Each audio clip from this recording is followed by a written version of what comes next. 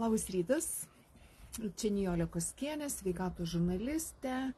Mane galite rasti tinklaraštyje www.sveikatosžurnalistė.lt ir Facebook profilyje bei YouTube kanale tuo pačiu pavadinimu. Kol renkatės, pasakiau informaciją, o šiandieną kalbėsiu tokia įžūlia tema.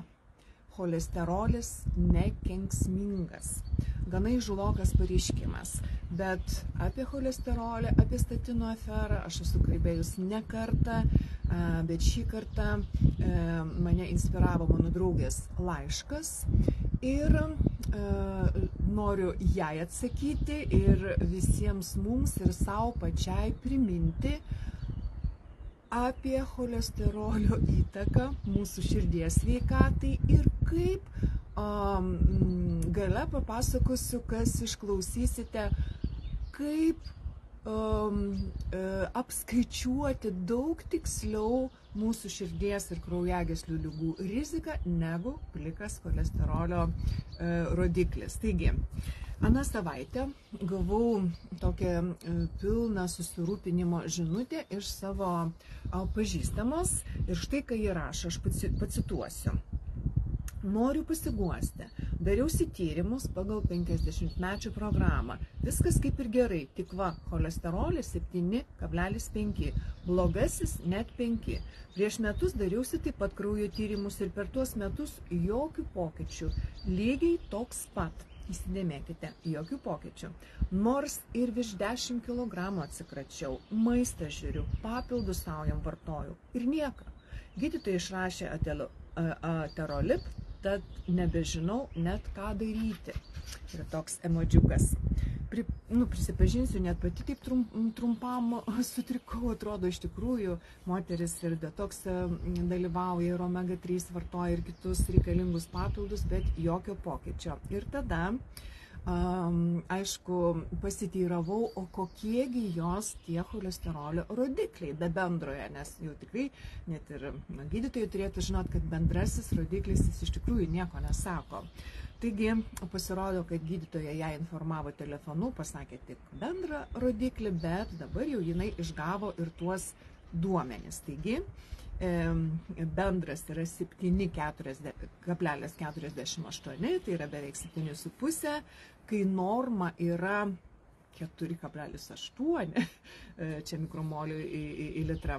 Tai iš tikrųjų atrodytų labai per didelis DTL, gerasis tas vadinamas cholesterolis 1,87, MTL tas blogasis 5,07, toks jau kaip ir gąsdinantis reikalas ir būtinai prašiau trigliceridų kiekį, o trigliceridų yra 1,18.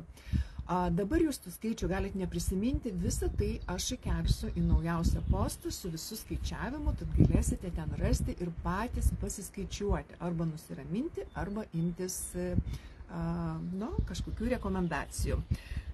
Taigi, kaip jau minėjau, pabaigoje parodysiu, kaip apskaičiuoti savo širdies kraujagyslių ligų riziką pagal šitą schemą. Taigi, aš jau tikrai ne kartą kalbėjau apie didįjį cholesterolio mitą ir didžiąją statinų aferą besitęsiančią kelis dešimtmečius.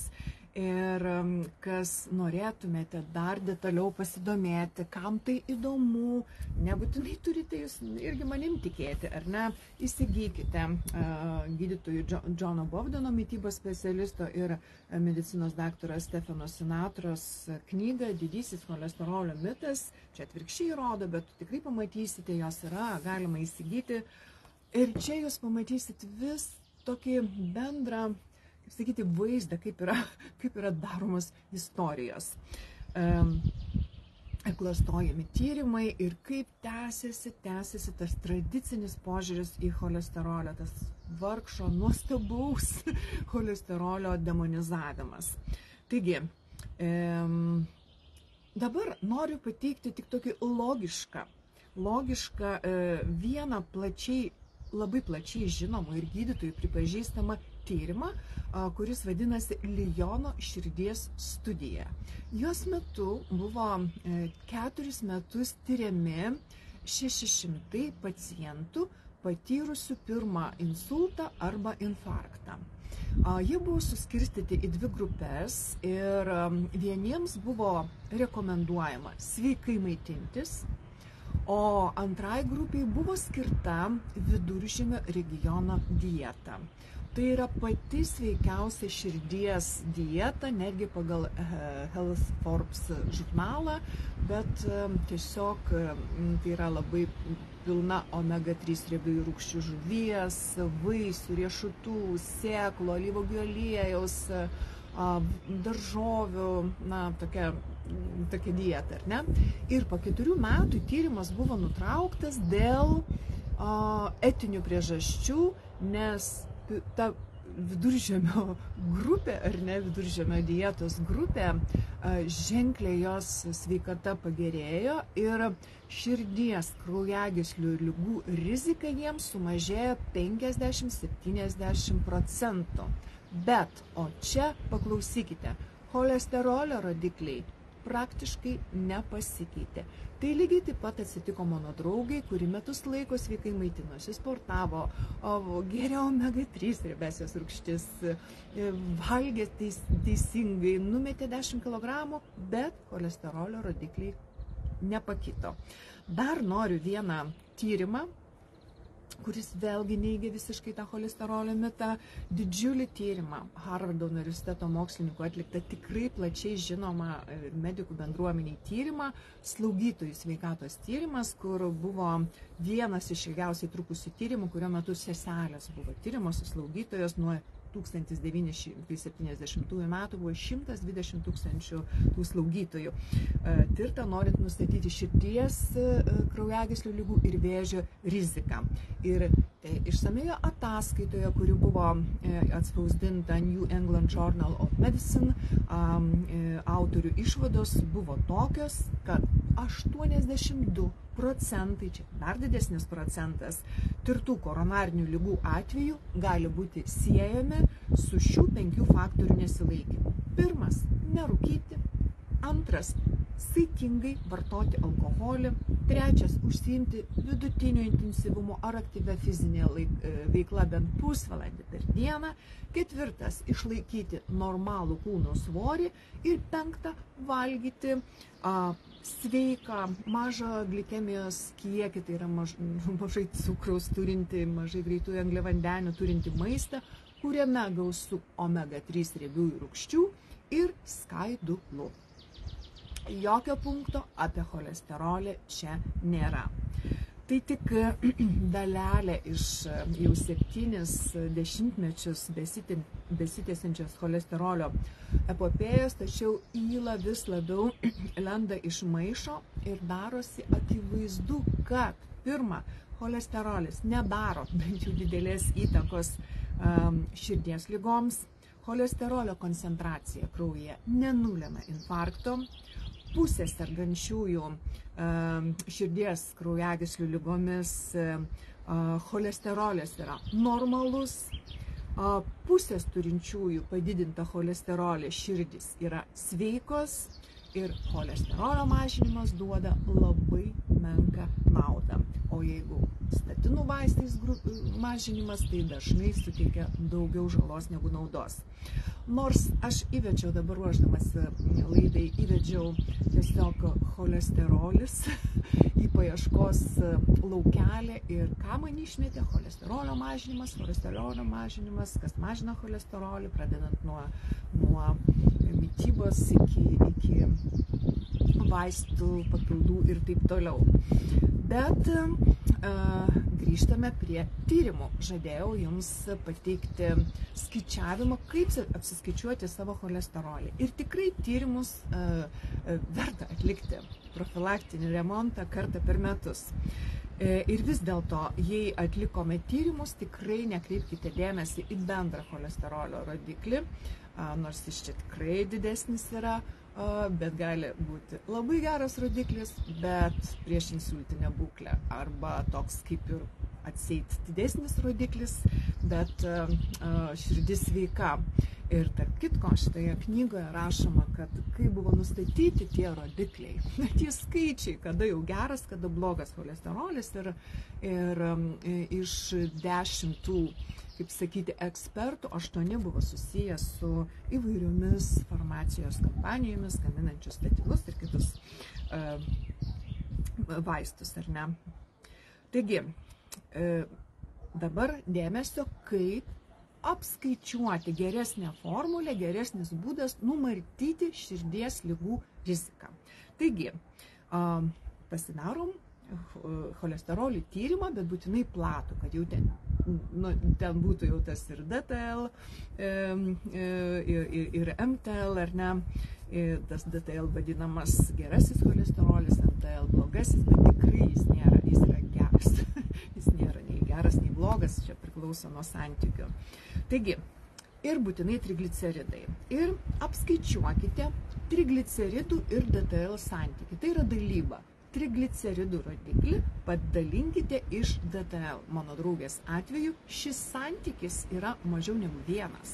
Bet jeigu jūs gaunate 2 trigliceridai dalinant iš DTL, gerojo cholesterolio, ir jei santykis yra 2, labai gerai. Jeigu mažiau 2, dar geriau. Kaip sakiau, mano draugės atveju mažiau net negu 1. Ir pasakysiu, kodėl, kaip aš įtariu. Tačiau jei santykis siekia 5, tai jau problema ir pasakysiu, ką tada daryti. Trigliceridai iš tikrųjų yra tas rodiklis, kuris rodo jūsų mitybos ir gyvenimo būdo nuodėmes, ne cholesterolis. Ir ką tada daryti, jeigu tie trigliceridai dideli, ar tas santykis yra per didelis.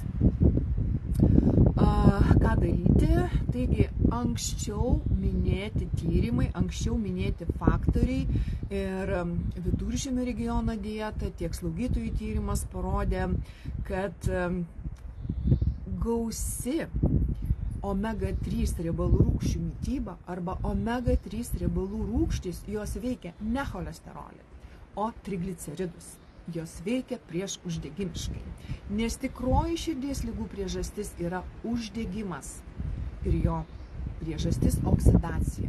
Tai yra uždegimas ir oksidacija. Tai mes turim kovoti su uždegimu prieš uždegimišką dietą, o žinot, omega-3 riebalų rūgštys yra pats stipriausias natūralus prieš uždegiminis preparatas Žemėje. Ir antioksidantinė dieta arba gausia vaisių, uogų, daržovių, kitų antioksidantų, plus skaidulos. Taigi, tikroji širdies ligų priežastis ne cholesterolis, o oksidacija ir uždegimas. Ir beje, mano pažįstama, turinti labai puikų trigliceridų kiekį, jau metus laiko vartoja omega-3 riebalų rūgštis ir kitus papildus dėl kitos problemos, kurios metu reikia mažinti uždegimą. Taigi, omega-3 riebalų rūgštis, kokią formą jūs galite gauti, ir vaisių, uogų, daržovių apsti antioksidantų dieta, taip pat papildyta skaidulomis. Kartojam. Pirmas dalykas, ką šiandien sužinojot, trigliceridus dalinam iš DTL arba to gerojo cholesterolio. Santykis 2, puiku, mažiau, dar puikiau, daugiau, 3 dar nieko, bet jau 5 yra blogai. Omega-3 riebalų rūgštys, visi antioksidantai, o jeigu kalbant apie papildus, tai patys stipriausi antioksidantai yra vitaminas C, vitaminas E ir aišku, kokią formą dabar jau dar nėra, bet tai gausime tų vaisių, uogų, bet tai yra ir polifenoliai, flavonoidai, žodžiu, vaisiai, uogos, daržovės. Ir atsirinkite pačią geriausią omega, pačią švariausią omega, kokią tik galite, patikrintą įrašo gale, arba tiksliau komentaruose įkelsiu video, kaip atsirinkti omega, jeigu ieškote, jeigu kam tiesiog paklys šis įrašas, tiesiog susiraskite YouTube kanale Sveikatos žurnalistė, patį populiariausią mano laivą, kaip atsirinkti omega. Ir pateiksiu taip pat komentaruose ir mano rekomenduojam omega, mano rekomendacijas tikrai švarios, tikrai labai stiprios, geros omegos. Ir jeigu jau vartojant gerą omegą, gramas omegos daro reikalą, kaip sakyti, turi įtakos. Jeigu turi didesnių problemų, jūsų tas santykis 5 kokie, pavartokit mėnesį 2 gramus, maksimum 3 gramus omegos, kad tiesiog numalšintumėt tą uždegimą.